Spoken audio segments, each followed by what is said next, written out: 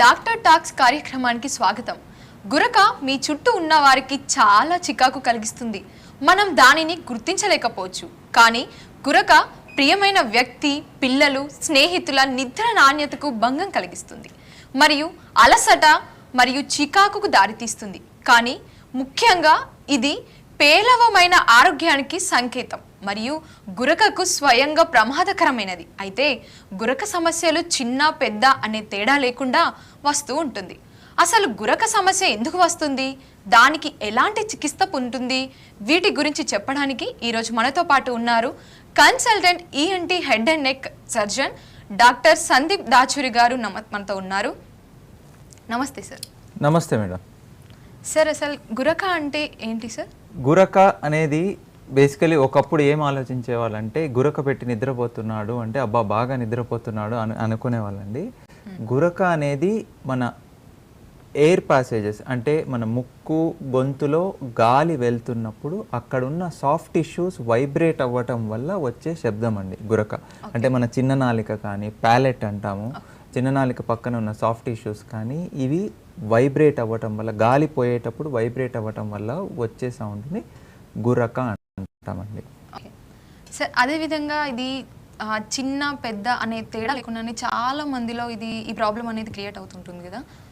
దానికి చిన్నపిల్లల్లో మోస్ట్ కామన్గా ఏంటంటే ఈ టాన్సిల్స్ అనేటివి, అడినాయిడ్స్ అనేటివి ఒక ఏజ్ నుంచి పెరుగుతూ వస్తాయి. అంటే 3 ఏళ్ళు 2 ఏళ్ళ వయసు పిల్లల నుంచి 6 ఏళ్ళు వచ్చేసరికి బాగా పెద్దగా అవుతాయి అడినాయిడ్స్, టాన్సిల్స్.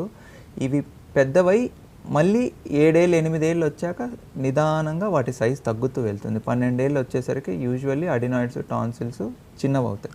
సో ఇవి మరీ పెద్దగా ఉన్న వయసులో 6 ఏళ్ళు లేదా 5 ఏళ్ల వయసు పిల్లల్లో ఏంటంటే ఇవి గాలి పోవటానికి అడ్డుపడుతుంటాయి అడినాయిడ్స్, టాన్సిల్స్ అనేవి.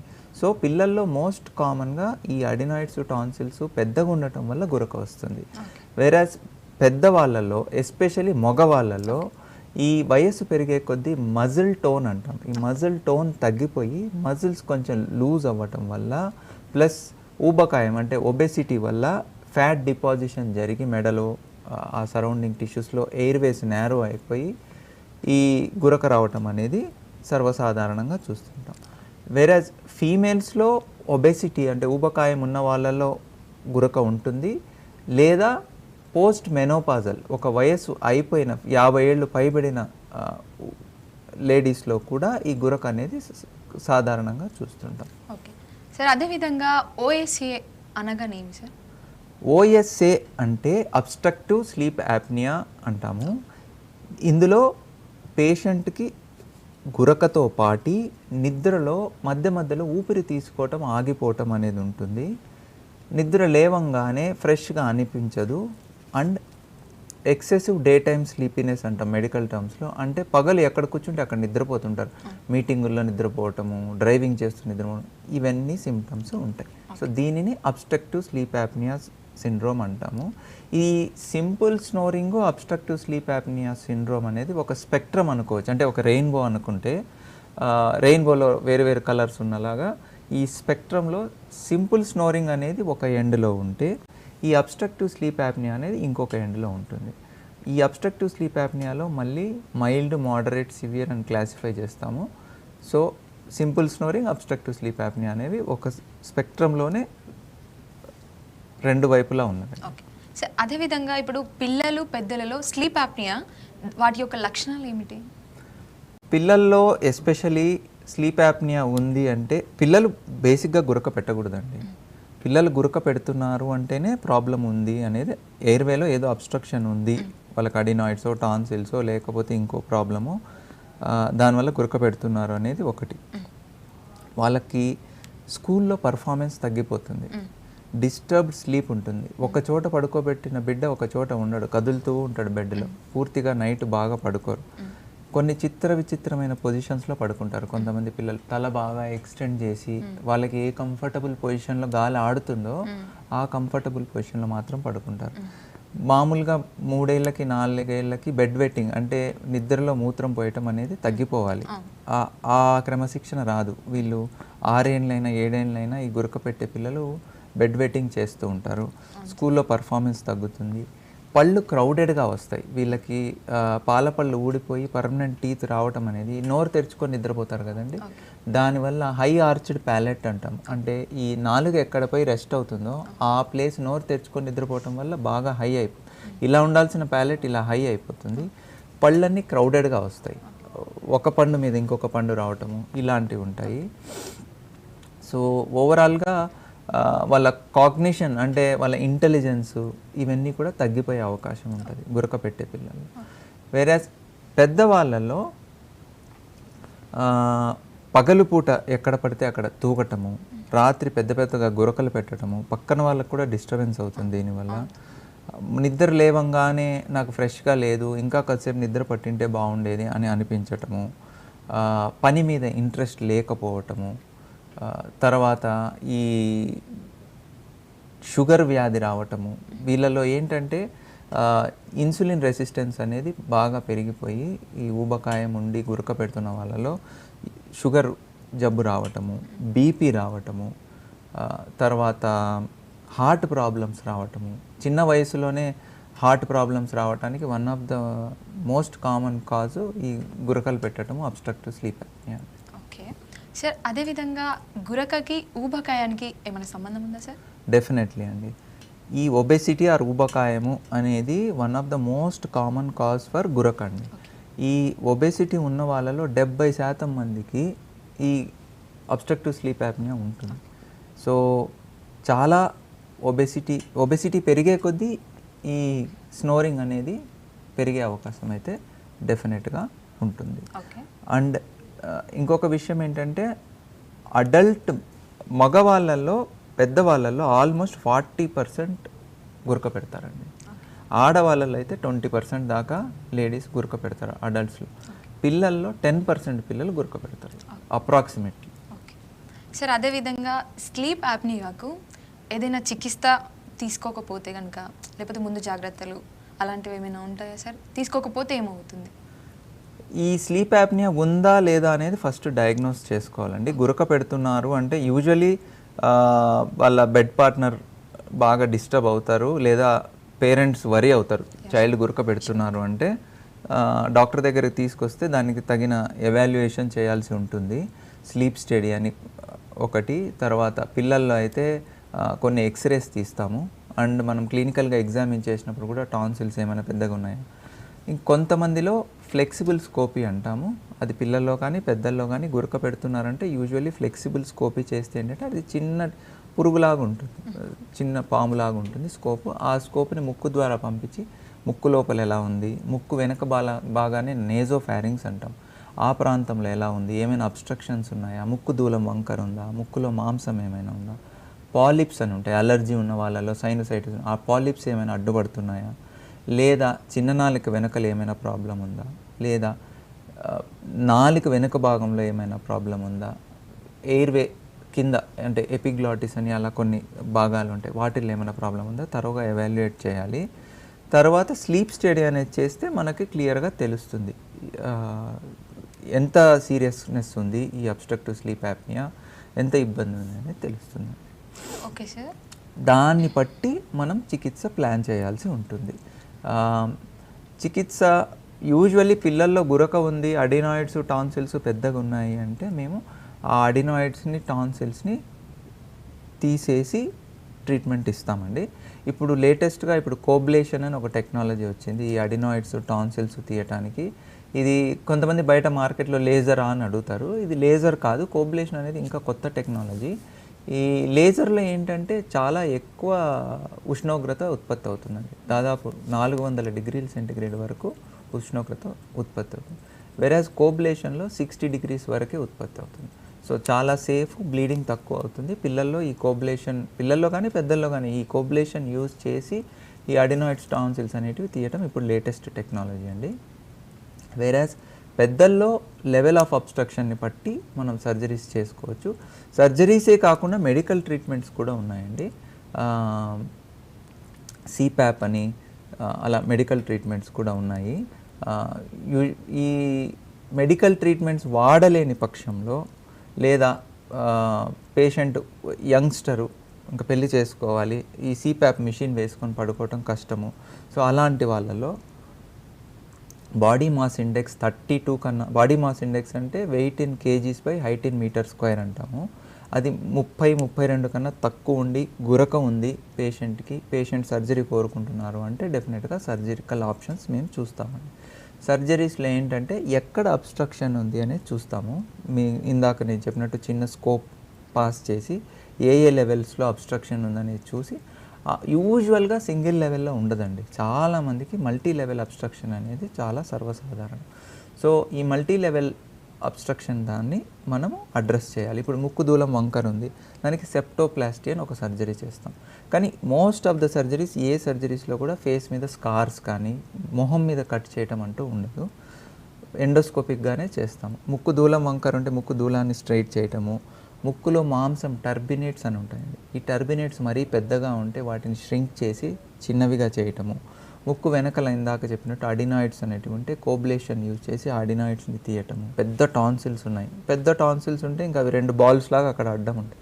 సో ఈ టాన్సిల్స్ని తీసేసి, ఈ చిన్న నాలిక బాగా అడ్డుపడుతుంది అనుకోండి, కొలాప్స్ ఉందనుకోండి, ఆ లెవెల్లో మనము దాన్ని స్టిఫెన్ చేయడానికి కొన్ని ప్రొసీజర్స్ ఉన్నాయి. పాతకాలంలో అయితే ఈ చిన్న నాలికని కంప్లీట్ తీసేసేవాళ్ళు. యువులో పెలటోఫెరింగోప్లాస్టీ అని ఒక సర్జరీ ఉండేది. దాంట్లో ఏంటంటే ఈ చిన్న నాలిక దాని పక్కన ఉన్న సాఫ్ట్ టిష్యూస్ని తీసేసేవాళ్ళు. దాంట్లో సక్సెస్ తక్కువ ఉండేది, 40-50%. కానీ ఇప్పుడు సైన్స్ ఎవాల్వ్ అయ్యే కొద్దీ మనకు చాలా ఆప్షన్స్ వచ్చాయి. ప్యాలెటల్ ఇంప్లాంట్స్ అని, ప్యాలెట్ లోపలికి కెమికల్స్ ఇంజెక్ట్ చేసి దాన్ని స్టిఫెన్ చేయడం అని, ఇలాంటి కొన్ని వచ్చాయి. ఇంకా ఎక్స్పాన్షన్ స్ఫింక్టర్ ఫెరింగోప్లాస్టీ అని, ఇప్పుడు లేటెస్ట్గా బార్బడ్ ఫెరింగోప్లాస్టీ అని ఒక సర్జరీ వచ్చింది. దాంట్లో ఏంటంటే ఇప్పుడు మీకు ఒక బట్ట గాల్లో వదిలేసామనుకోండి, అది రెపరెపలాడి సౌండ్ వస్తుంది, అలానే మన సాఫ్ట్ ప్యాలెట్ వైబ్రేట్ అయ్యి సౌండ్ వస్తుంది, గురక అనేది వస్తుంది, అదే బ్లాక్ చేస్తుంది ఈ యాప్నియా అనేదాన్ని. సో అది పోయి వెనకల బ్లాక్ చేయకుండా, ఈ గాలి పాస్ అయినప్పుడు రెపరెపలాడకుండా దాన్ని స్టిఫెన్ చేయడానికి బార్బడ్ ఫెరింగోప్లాస్టీ అని కొత్త సర్జరీ వచ్చింది. దీంట్లో కొన్ని స్పెషల్ సూచర్స్ వాడి మనం దాన్ని స్టిఫెన్ చేసి వైబ్రేట్ అవ్వకుండా చేస్తామండి. సో ఇలా మల్టిపుల్ సర్జరీస్ ఉన్నాయి, మెడికల్ ఆప్షన్స్ కూడా ఉన్నాయి. ఇప్పుడు పేషెంట్కి మార్బిడ్ ఒబెసిటీ ఉందనుకోండి, అంటే 120 కిలోలు 150 కిలోలు అలా ఉంటే we can send them for bariatric surgery also. అది వేరే స్పెషాలిటీకి పంపిస్తాము. వాళ్ళు బేరియాట్రిక్ సర్జరీ చేసి వాళ్ళ స్టమక్ చిన్నది చేయటం కానీ, లేదంటే ఫుడ్ డైవర్షన్ సర్జరీస్ కానీ అలా చేసి వాళ్ళు వెయిట్ తగ్గటానికి హెల్ప్ చేస్తారు. ఒక్కసారి BMI 32 కన్నా తక్కువ ఉంది, స్టిల్ ఈ ప్రాబ్లం పర్సిస్ట్ అవుతుంది అంటే మాత్రం మనం సర్జికల్ ఆప్షన్స్ ఆలోచించవచ్చు. సార్, అదేవిధంగా స్లీప్ యాప్నియా కోసం అందుబాటులో ఉన్న చికిత్స ఎంపికలు ఏమైనా ఉంటాయా సార్? అదే మేడం, నేను ఇందాక చెప్పినట్లు సిప్యాప్ అనేది అంటే ఈ ప్యాప్ థెరపీ అనేది 1980s ఆస్ట్రేలియాలో ఒక సైంటిస్ట్ కనుక్కున్నాడండి. ఇది వ్యాక్యూమ్ క్లీనర్కి ఆపోజిట్ అనుకోండి. వ్యాక్యూమ్ క్లీనర్ సక్ చేస్తుంది, ఇది పంప్ చేస్తుంది. ఇందులో ఏంటంటే పేషెంట్ మాస్క్ ధరించి నిద్రపోవాల్సిన పరిస్థితి ఉంటుంది. ఎప్పుడైతే పేషెంట్ గాలి తీసుకోవట్లేదో, ఈ యాప్నిక్ ఎపిసోడ్ అంటే 10 సెకండ్లు గాలి తీసుకోకుండా ఆపేస్తాడు. యాప్నిక్ ఎపిసోడ్ అంటే దాని డెఫినేషన్ అదన 10 సెకండ్లు పేషెంట్ గాలి తీసుకోడు నిద్రలో. సో ఈ యాప్నిక్ ఎపిసోడ్ ఎప్పుడైతే జరుగుతుందో ఇమీడియట్గా మిషన్ దాన్ని రికగ్నైజ్ చేసి అది వెంటనే గాలిని పంప్ చేస్తుంది. పంప్ చేసినప్పుడు ఎయిర్వే ఓపెన్ అవుతుంది. సో ఈ సిప్యాప్ అనేది ఆ విధంగా పనిచేస్తుంది. దీంట్లో ఇప్పుడు లేటెస్ట్గా ఈ సిప్యాప్ అంటే ఏంటంటే అది కంటిన్యూస్గా పంప్ చేస్తుంటుంది. సో పేషెంట్ కొంచెం ఇరిటబుల్గా ఉంటుంది. ఇప్పుడు లేటెస్ట్గా ఏప్యాప్ అని ఆటో ప్యాప్ మెషిన్స్ వచ్చాయి. ఇవేంటంటే ఓన్లీ ఎప్పుడు పేషెంట్ అయితే గాలి తీసుకోవట్లేదో అప్పుడు మాత్రమే అది పంప్ చేస్తుంది గాలిని. సో ఇలా లేటెస్ట్ టెక్నాలజీస్ వచ్చాయి, బోత్ మెడికల్ ఉన్నాయి, సర్జికల్ ఉన్నాయి. సార్, అదేవిధంగా ఇప్పుడు మీరు చెప్పారు కదా సిప్యాప్ అని చెప్పేసి, అసలు సిప్యాప్ అంటే ఏంటి sir? Continuous positive airway pressure అండి. సిప్యాప్ అంటే కంటిన్యూస్ పాజిటివ్ ఎయిర్వే ప్రెషర్. నేను చెప్పినట్లు ఇది 1982-83 ఆ టైంలో సులివాన్ అనే సైంటిస్ట్ కనుక్కున్నారు. ఇందులో మెయిన్ అండి, ఇది gold standard treatment for sleep apnoea throughout the world. Medical treatment ఇవ్వాలి అంటే పేషెంట్కి నేను ఇందాక చెప్పినట్టు స్లీప్ స్టడీ అనేది ఒకటి చేయాలి, పాలిసోమ్నోగ్రఫీ అంటారు, స్లీప్ స్టడీతో వచ్చే రిపోర్ట్ని. అందులో కొన్ని బెల్ట్లు కట్టేస్తారు. పేషెంట్ హోమ్ స్లీప్ స్టడీస్ కూడా వచ్చాయండి ఇప్పుడు. పేషెంట్ తన ఇంట్లో తన బెడ్ మీదే నిద్రపోతారు. ఏదో ల్యాబ్కి వెళ్ళి పడుకుంటే వాడికి నిద్ర రాదు. సో తన ఇంట్లో తన బెడ్ మీదే పడుకుంటారు. ఈ కంపెనీ వాళ్ళు వచ్చేసి ఒక మెషిన్ని వాళ్ళ చెస్ట్కి కట్టేసి కొన్ని సెన్సర్స్ ముక్కు దగ్గర పెడతారు. పేషెంట్ ఎంతసేపు పడుకుంటున్నాడు, ఎంత బాగా పడుకుంటున్నాడు, గురక ఎంత వస్తుంది, మధ్యలో యాప్నిక్ ఎపిసోడ్స్, హైపాప్నిక్ ఎపిసోడ్స్ ఎన్ని వస్తున్నాయి, సో ఈ ఆక్సిజన్ శాచురేషన్ ఎంత ఉంది, ఈ గురక పెట్టినప్పుడు గాలి తీసుకోకుండా ఉన్నప్పుడు ఆక్సిజన్ శాచురేషన్ ఎంత పడిపోతుంది, ఇవన్నీ మెజర్ చేస్తారు ఈ polysomnography are sleep study, simple టర్మ్లో చెప్పాలి. దాని తగ్గట్టు ఈ సిప్యాప్ మిషన్ని సెట్ చేసి పేషెంట్కి ఇస్తారనమాట. ఆ మాస్క్ను ధరించి పేషెంట్ పడుకోవాల్సి ఉంటుంది. సో పేషెంట్ ఎప్పుడైతే ఈ గాలి తీసుకోవట్లేదో మిషన్ గుర్తించి పేషెంట్కి ఆ గాలి ఇవ్వటం అనేది జరుగుతుంది. So that they can sleep better. ఈ స్లీప్ యాప్నియాలో ఏం జరుగుతుందంటే స్లీప్ ఫ్రాగ్మెంటేషన్ జరుగుతుందండి. మనకు మామూలుగానే స్లీప్లో స్టేజెస్ ఉంటాయి. ఆర్ఈఎం స్లీప్ అని, ఎన్ఆర్ఈఎం స్లీప్ అని. ఈ ఎన్ఆర్ఈఎం స్లీప్లో మళ్ళీ N1, N2, N3 అని ఉంటాయి. N3 అంటే బాగా డీప్ స్లీప్, N2 అంటే లైట్ స్లీప్. ఇవన్నీ స్టేజెస్ ఆఫ్ స్లీప్ అండి. ఆర్ఈఎం స్లీప్లో మన కలలు కంటాం. సో ఇవన్నీ స్టేజెస్ ఆఫ్ స్లీప్. నైట్ మనం పడుకున్నప్పుడు అప్పుడప్పుడు ఈ స్టేజెస్లోకి వెళ్తూ ఉంటాం.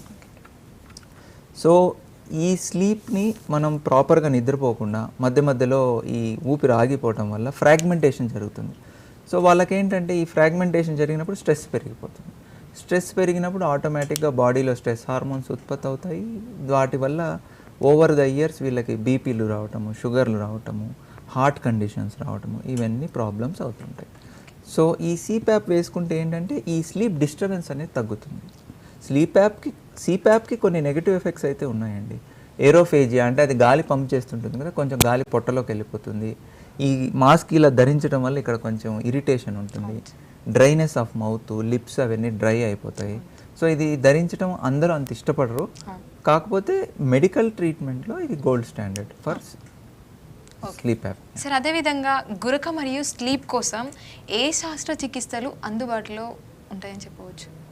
అదే అండి, పిల్లల్లో అయితే మోస్ట్ కామన్గా చేసే ప్రొసీజర్స్ వచ్చేసి అడినాయిడెక్టమీ, టాన్సిలెక్టమీ అండి. ఇవి పిల్లల వరకు. పెద్దల వరకు వస్తే ఈ ముక్కు దూలం కరెక్షను, ఈ ముక్కు లోపల గాలిని ఒక ఛానల్ లాగా పంపించడానికి టర్బినేట్స్ అని ఉంటాయి. ఆ టర్బినేట్స్ అనేది అంటే మన మిసైల్ లాగా ఉంటాయి, ఇన్ఫీరియర్ టర్బినేట్ అని. అవి ఆ ఇన్ఫీరియర్ టర్బినేట్స్ మరీ పెద్దగా ఉన్నాయనుకోండి, ఎస్పెషలీ అలర్జిక్ పేషెంట్స్లో అవి అడ్డుపడుతుంటాయి గాలి పోవడానికి. వాటిని ష్రింక్ చేయటం కానీ, లేదా ఈ చిన్న నాలుక దగ్గర ఏదైనా అబ్స్ట్రక్షన్ ఉన్నా, లేదా గొంతులో ఏదైనా అబ్స్ట్రక్షన్ ఉన్నా వాటిని తొలగించడం ద్వారా మనము ఎయిర్వేని ఫ్రీ చేస్తే వాళ్ళు డెఫినెట్గా బెటర్ అవుతారండి. సార్ అదేవిధంగా గురక మరియు గురక తగ్గడం మీన్స్ బరువుకి ఏదైనా సంబంధం ఉంటుందా సార్? డెఫినెట్లీ అండి. ఇప్పుడు సపోజ్ ఒకరు 120 కిలోలు ఉండి గురక ప్రాబ్లం ఉండి అబ్స్ట్రక్టివ్ స్లీప్ యాప్నియా ఉంది, వాళ్ళు కంపల్సరీగా చేయాల్సిన ట్రీట్మెంట్లో పార్ట్ ఏంటంటే వెయిట్ రిడక్షన్. ఈ బాడీ మాస్ ఇండెక్స్ ఇందాక నేను ఏదైతే చెప్పానో weight in kg by height in metre square, అది 40 కన్నా ఎక్కువ ఉందంటే మేము బేరియాట్రిక్ సర్జరీ అడ్వైస్ చేస్తామండి.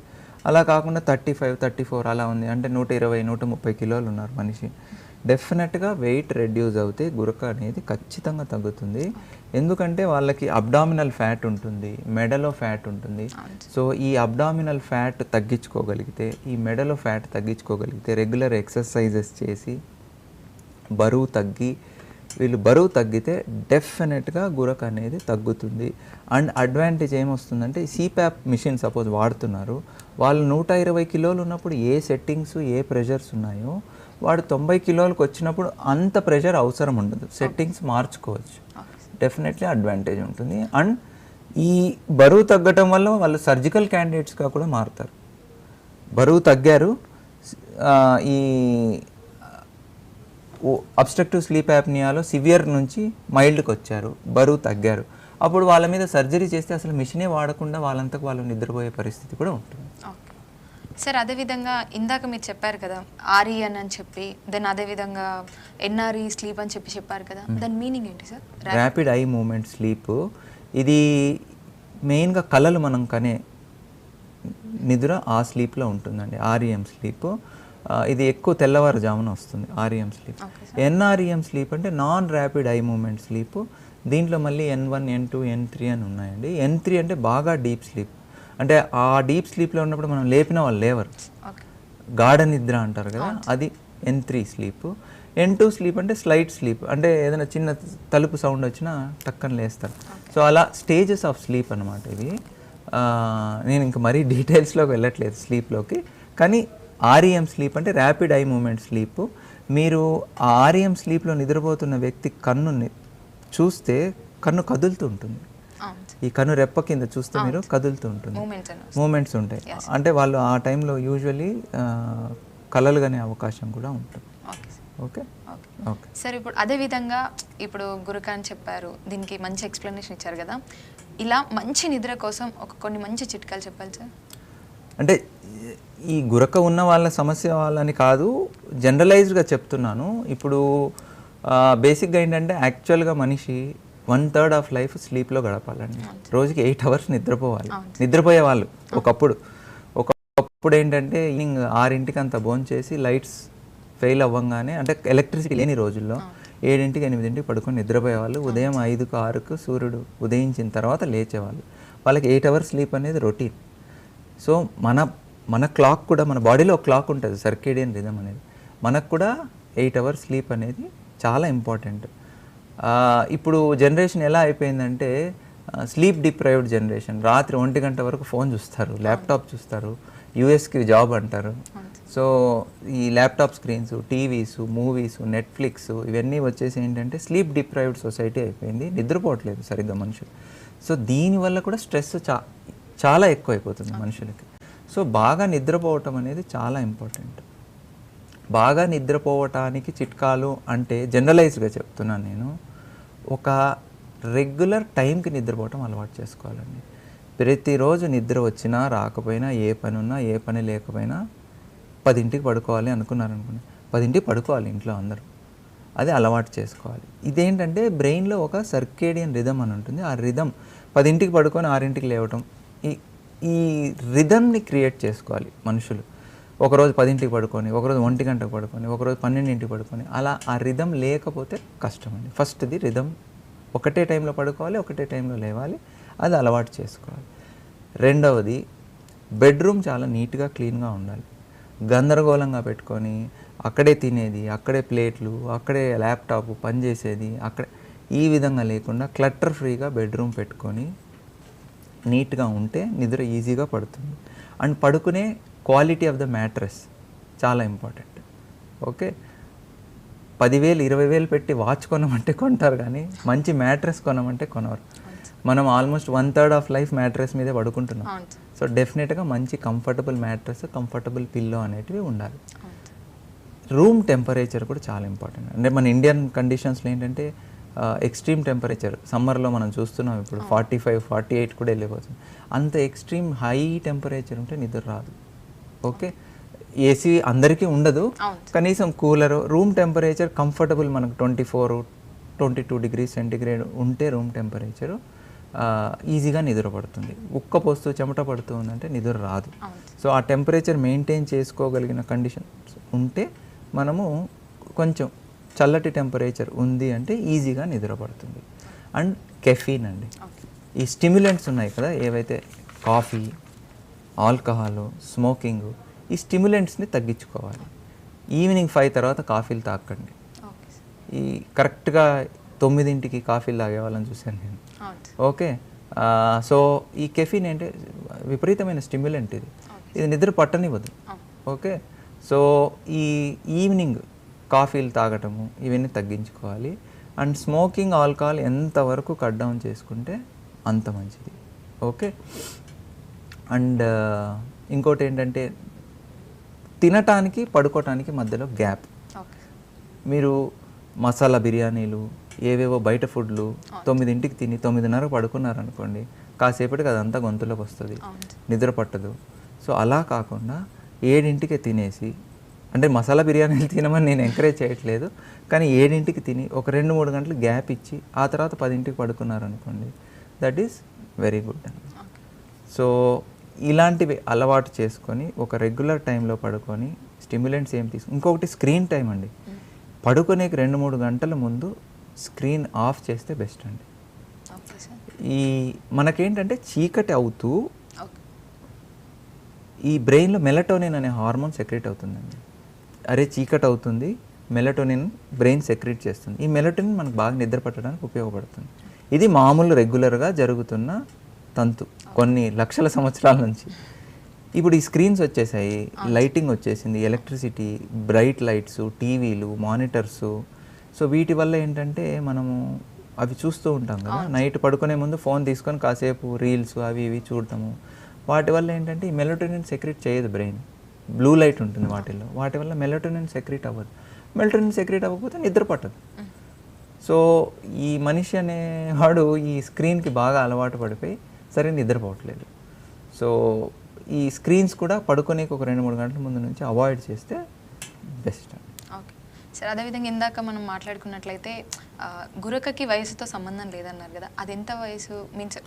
లేదండి, గురకకి వయసుతో సంబంధం ఉంది. పిల్లల్లో చాలా తక్కువ ఉంటుంది గురక. మనకు వయసు పెరిగే కొద్దీ మజిల్ టోన్ అనేది తగ్గిపోతుంది. సో లేడీస్లో బిలో 50 ఇయర్స్ వాళ్ళకి ప్రొటెక్టివ్ హార్మోన్స్ అన్నీ ఉంటాయి కాబట్టి గురక అనేది తక్కువ ఉంటుంది. ఒక్కసారి వాళ్ళు మెనోపాజ్ దాటిన తర్వాత లేడీస్కి జెంట్స్కి రిస్క్ సేమే ఉంటుంది. వయసు పెరిగే కొద్దీ డెఫినెట్లీ గురకకి పెరిగే ఛాన్స్ అయితే ఉందండి. దీనికి ముందు జాగ్రత్తలు మెయిన్గా ఏవి తీసుకోవచ్చు సార్? వెయిట్ గెయిన్ అవ్వకండి. ఓకే. రెగ్యులర్ ఎక్సర్సైజ్ ఉండాలి. డైలీ ఒక ½ అన్ అవర్ ఎక్సర్సైజ్ చేయగలిగితే బెస్ట్ అండి. సార్ అదేవిధంగా ఇప్పుడు మనం చెప్పుకున్నట్లయితే గురక అనేది శాశ్వతంగా రాకుండా ఉండాలి అంటే ఏం చెప్తారు సార్?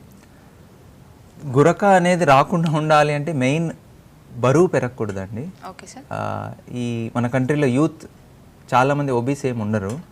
సో వాళ్ళందరికీ ఇచ్చే సందేశం ఏంటంటే బరువు పెరగకండి. బాడీ మాస్ ఇండెక్స్ అనేది 19 to 22 మధ్యలో మేనేజ్ చేయాలి. ఓకే, 19 to 22 మధ్యలో బాడీ మాస్ ఇండెక్స్ ఉండి రెగ్యులర్గా ఎక్సర్సైజ్ చేయండి అండ్ హెల్తీ డైట్ తీసుకోండి. ఏవైతే ఈ ప్రిజర్వ్డ్ ఫుడ్స్ ఇలాంటివి తినకుండా ఫ్రెష్ వెజిటబుల్స్ కానీ, ఫ్రెష్ ఫ్రూట్స్ కానీ, మిల్క్ కానీ, ఎగ్స్ కానీ ఇలాంటివి తీసుకోవచ్చు. అలా కాకుండా బర్గర్సు, పిజ్జాసు ఇలాంటి వాటికి వెళ్తే ఊబకాయం వచ్చే అవకాశము, బరువు పెరిగే అవకాశము. సో దాని సైడ్ ఎఫెక్ట్స్ అవన్నీ ఉంటాయి. And regular exercise daily morning ఒక ½ అన్ అవర్, ఈవినింగ్ ఒక ½ అన్ అవర్ వాకింగో లేదంటే ఏదైనా గేమ్ స్పోర్ట్స్ చేయండి.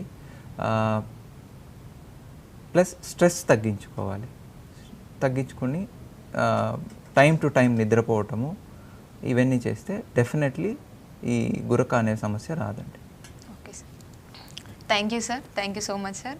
ఈరోజు గురక గురించి అదేవిధంగా వాటికి ఉపయోగపడే చికిత్స కావచ్చు చాలా చక్కగా వివరంగా చెప్పారు sir. Thank you so much sir. Thank you అండి. చూసారు కదండి, ఇదండి ఇవాల్టి ఎపిసోడ్. మరొక ఎపిసోడ్లో మళ్ళీ కలుద్దామండి. అంతవరకు చూస్తూనే ఉండండి సివిఆర్ హెల్త్.